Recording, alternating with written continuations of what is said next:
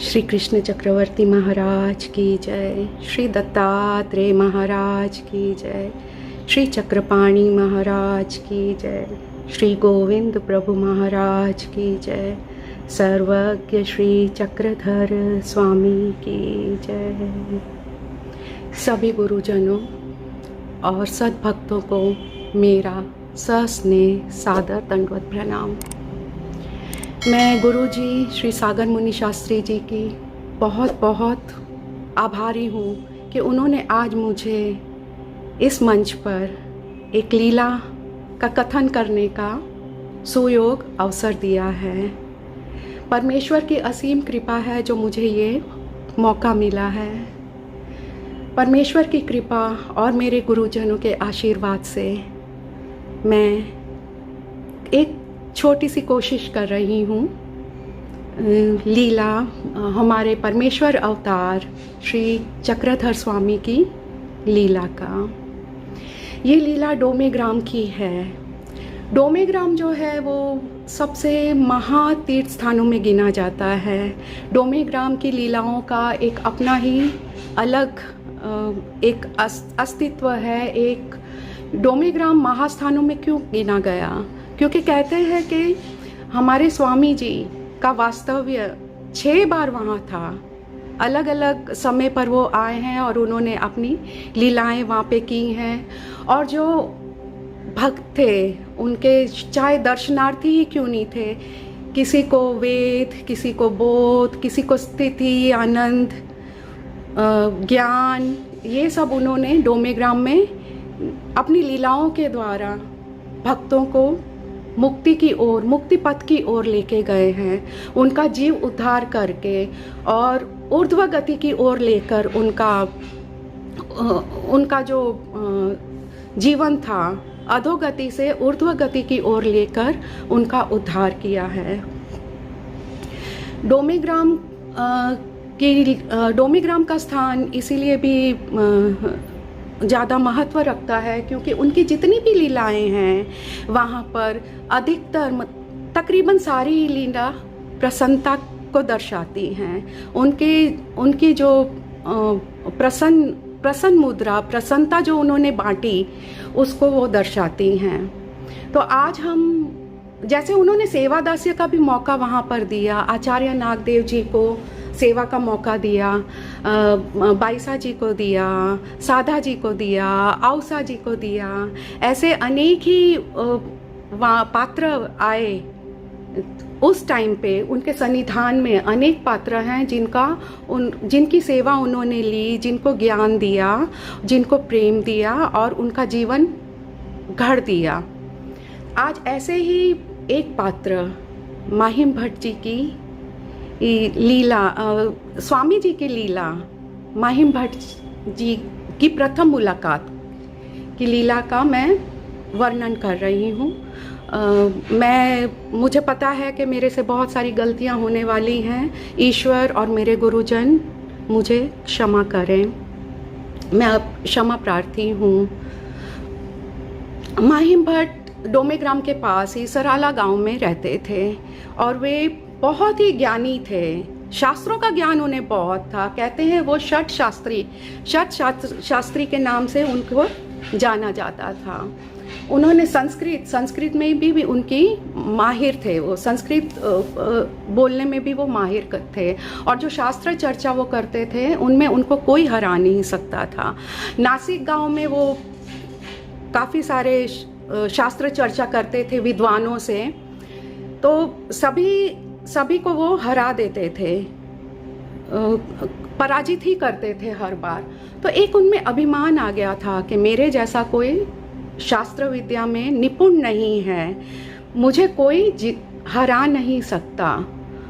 इतना उनमें अभिमान हो गया था। तो उनको ऐसे लगता था कि संस्कृत भाषा का तो मैं सूर्य हूँ, मैं भास्कर हूँ। तो वो हमेशा जहाँ भी जाते थे, जब भी शास्त्र के लिए जाते थे, तो वो हाथ में मशाल लेके जाते थे और पैरों में घास बांध के जाते थे, जो ये दर्शाता था कि वो सूरज हैं। मशाल मतलब सूरज का प्रतीक है। संस्कृत शास्त्र में सूरज का प्रतीक है। और जो दूसरे विद्वान हैं जो हमेशा उनसे हारते रहते हैं, वो उनके पाँव में घास के समान हैं। उनके जो गुरुजी थे गणपत आप्यो जी, उन्हें वो बहुत प्रसन्न थे कि उनके जो शिष्य हैं वो इतने विद्वान हो गए हैं, पर कहीं ना कहीं उन्हें ये डर भी था कि भाई कहीं अहंकार इनको ले ना डूबे। एक दिन बातों ही बातों में वे कहते हैं कि तुम अगर आप शास्त्र चर्चा डोमेग्राम में श्री चक्रधर स्वामी ठहरे हुए हैं, अगर उनके साथ आप शास्त्र चर्चा करें और उनको हरा दें तो मैं मानूं कि आप निपुण हो गए हैं, आपको कोई नहीं हरा सकता। महिम भट्ट जी को थोड़ा ऐसे लगा कि मुझे क्यों ऐसे चक्रधर स्वामी के बारे में बोला, मतलब कुछ इनके दिमाग में है जो मेरे लिए कुछ ऐसे उनको लगता है कि मैं कहीं कमतर हूँ। फिर वो मान जाते हैं कि नहीं, मुझे भी अब प्रूव करना है ना कि मैं शास्त्र ज्ञान में मुझसे बेहतर कोई नहीं है। तो वो मान जाते हैं, वो बोलते हैं कि आप जब भी जाएंगे मुझे साथ में लेकर जाइए। उनके गुरुजी भी खुश हो जाते हैं कि उनके शिष्य मान गए हैं। थोड़े दिन बाद उन्हें किसी काम से डोमेग्राम जाना था, वे महिम भट्ट जी को भी अपने साथ लेके जाते हैं। रास्ते में भामाठान गांव है, वहाँ पर एक ब्राह्मण थे, उनके घर में उनका पिंपले वामन भट्ट नाम के ब्राह्मण थे, उनके घर में उनका मुकाम था, रात का मुकाम था।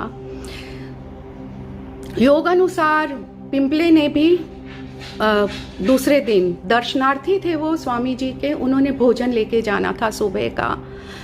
तो गणपत आप्यो उनको बोलते हैं कि आप इन्हें ले जाइए, मुझे दूसरे गांव दूसरे काम से जाना है, तो आप महिम भट्ट जी को अपने साथ लेकर जाइए। सुबह दोनों जने भोजन लेके निकल पड़ते हैं। अब स्वामी जी तो अंतर्यामी हैं, उन्हें पता चल गया कि आज मेरे साथ शास्त्र चर्चा करने के लिए एक विद्वान आ रहे हैं।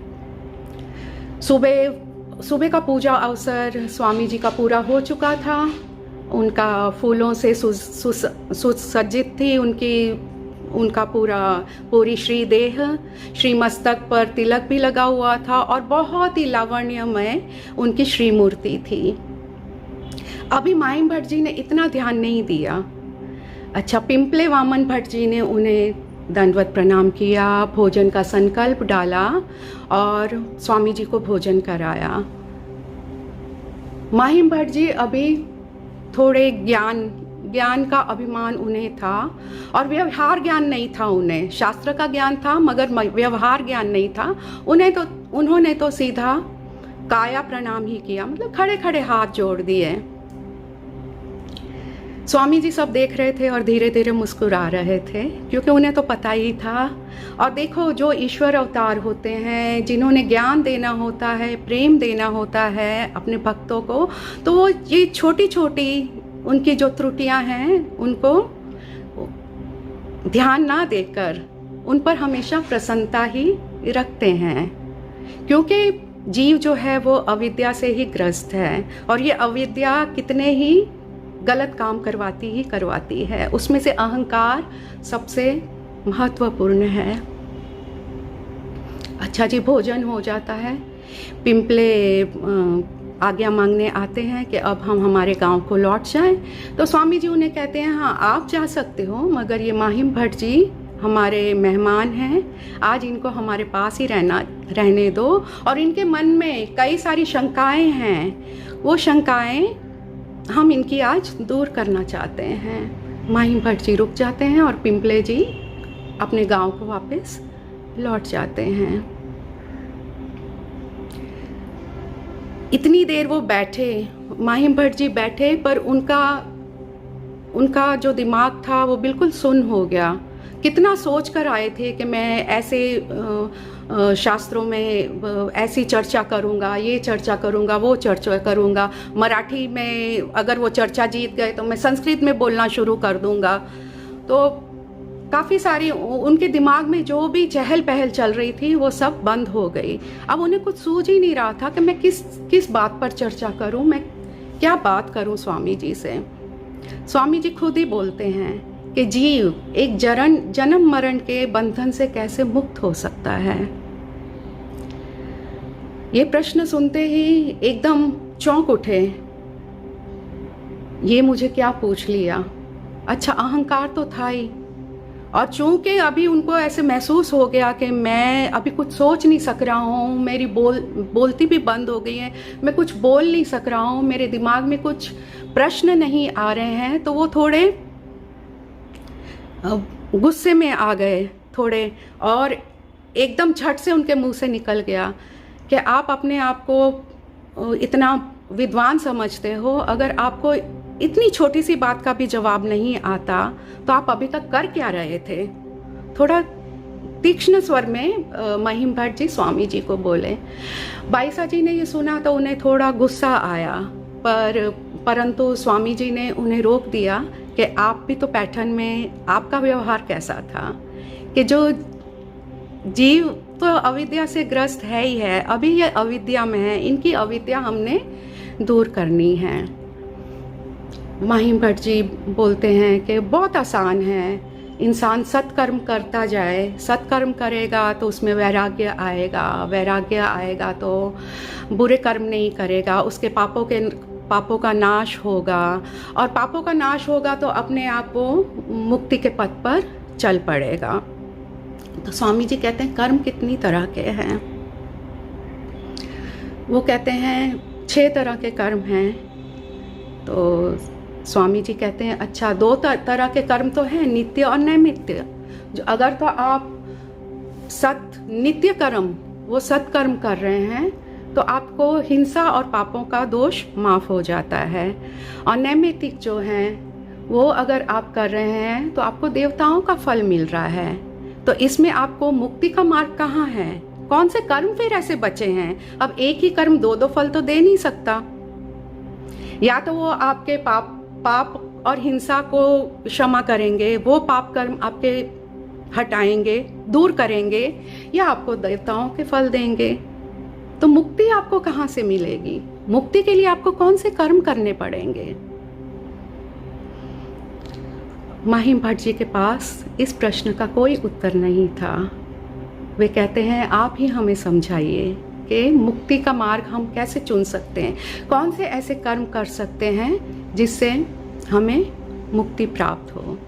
स्वामी जी उन्हें कहते हैं कि किसी भी ईश्वर अवतार, सेवा दास्य से ही आप मुक्ति पा सकते हैं। मोक्ष का द्वार आपके लिए तभी खुल सकता है जब आप किसी भी ईश्वर अवतार की सेवा दास्य करें, क्योंकि परमेश्वर जीवों को ज्ञान देने के लिए, प्रेम देने के लिए और मोक्ष देने के लिए संसार में अवतरित होते हैं, जन्म नहीं लेते। ईश्वर अवतार हमेशा ईश्वर जो है हमेशा अवतार ही लेते हैं। वो निराकार है, परमेश्वर निराकार है, उससे साकार होते हैं। साकार एक मनुष्य देह स्वीकार करते हैं और अपना प्रेम, आनंद, ज्ञान ये सब देने के लिए अवतरित होते हैं, और सेवा लेने के लिए। अगर इस अवतार की आप सेवा करोगे तो आपके लिए मुक्ति के द्वार, मोक्ष के द्वार खुल जाएंगे। महिम भट्ट जी कहते हैं आप कह तो रहे हैं कि निराकार से साकार परमेश्वर अवतार की सेवा दास्य करो, पर ये है कौन? कहाँ है ये? मैं कहाँ से ढूंढूं? मैं करना चाहता हूँ, मैं मोक्ष का द्वार, मैं मोक्ष प्राप्त करना चाहता हूँ, पर मैं किस अवतार की सेवा दास्य करूँ? पहला नाम, अच्छा ये जो पहले उन्होंने बोला कि हम निराकार से साकार, परमेश्वर अवतार निराकार से, ये पूरा पूर्वी जो हमारे नव प्रकरण या हमारे शास्त्र का जो आधार है, ये पूर्वी का ज्ञान हमारे स्वामी जी ने महिम भट्ट जी को दिया, जहाँ से हमारा शास्त्र शुरू होता है। अब दूसरा, महिम भट्ट जी के प्रश्न कि मैं किस अवतार की सेवा में करूं जिससे मुझे मोक्ष मिल सकता है। स्वामी जी कहते हैं जैसे द्वापरी श्री कृष्ण चक्रवर्ती। महिम भट्ट जी वैसे तो ज्ञानी थे, बोले कि द्वापर युग तो खत्म हो गया है, अब तो वो है नहीं, तो मैं उनका सेवा दास्य कैसे कर सकता हूँ? आप खुद ही तो बोल रहे हैं कि साकार मूर्ति की हमने सेवा दास्य करनी है। स्वामी जी कहते हैं, अच्छा, जैसे सह्याद्री ऋषि दत्तात्रेय प्रभु। माहिम भट्ट जी कहते हैं वो तो अदृश्य हैं, जब वो नजर ही नहीं आते तो मैं उनकी सेवा दास्य कैसे करूं? स्वामी जी कहते हैं ठीक है, तो जैसे द्वारावती श्री चांगदेव राउल। स्वामी माहिम भट्ट जी कहते हैं चांगदेव राउल, उन्होंने तो अपनी देह त्याग दी, कामाख्या के निमित्त उन्होंने अपनी देह त्याग दी, अब तो वो है ही नहीं, तो मैं कैसे करूं उनकी सेवा? स्वामी जी कहते हैं जैसे ऋतपुरी श्री गुंडम राउल। माहिम भट्ट जी कहते हैं हाँ जी, उनकी सेवा तो हम कर सकते हैं, पर उनका स्वभाव बड़ा अलग किस्म का है। वो एक जगह पर टिकते भी नहीं हैं, कहाँ सुबह कहाँ होते, दोपहर को कहाँ, तो वो जब स्थिर ही नहीं है, एक स्थान पर वो स्थिर ही नहीं है, तो मैं सेवा कैसे करूं? अब स्वामी जी कहते हैं जैसे प्रतिष्ठानी श्री चांगदेव राउल अपनी जांघ पर वो अपना हाथ ऐसे जोर से मार के बोलते हैं, जैसे ही ये 5वां नाम बोलते हैं, माहिम भट्ट की ज्ञान इंद्रियां एकदम खुल जाती हैं और मान जाते हैं कि नहीं, हाँ, आप ही परमेश्वर अवतार हैं और आपकी सेवा ही मुझे मोक्ष की तरफ लेके जाएगा। तो पंच कृष्ण जो हमारे 9 प्रकरण में है, पंच कृष्ण का निरूपण भी स्वामी जी ने माहिम भट्ट जी को ही किया। और माहिम भट्ट जी आगे चलकर जो लीला चरित्र जिसका हम श्रवण पठन और जिस पर चिंतन मनन करते हैं, वो श्री माहिम भट्ट जी की ही देन है। स्वामी जी की कृपा से उन्हें ज्ञान का बोध हुआ, देवता ज्ञान से वो ईश्वरीय ज्ञान की तरफ आ गए और जो देवता भक्ति थी वो परमेश्वर भक्ति में बदल गई। इतने अहंकार से वो निरअहंकार हो गए। तो कितने ही दोष उन्होंने मिटाकर उन्होंने, स्वामी जी ने माहिम भट्ट जी को एक योग्य विद्वान बनाया। उनके आशीर्वाद से आज हम जो ये ग्रंथ पढ़ रहे हैं, जो हमारा आधार है, हमारे धर्म का जो आधार है, हमारे ब्रह्म विद्या शास्त्र का जो स्तंभ है, आधार स्तंभ है, श्री चक्रधर लीला चरित्र, उनके जो रचयिता हैं वो तो हमारे श्री माहिम भट्ट जी ही हैं। तो श्री माहिम भट्ट जी को भी शत शत दंडवत प्रणाम। मेरे स्वामी जी, अगर मेरी तरफ से आज कोई भी त्रुटि हुई हो तो मुझे क्षमा करें। श्री चक्रधर अर्पणस्तु। सर्वज्ञ श्री चक्रधर स्वामी की जय। दंडवत हो, दंडवत हो।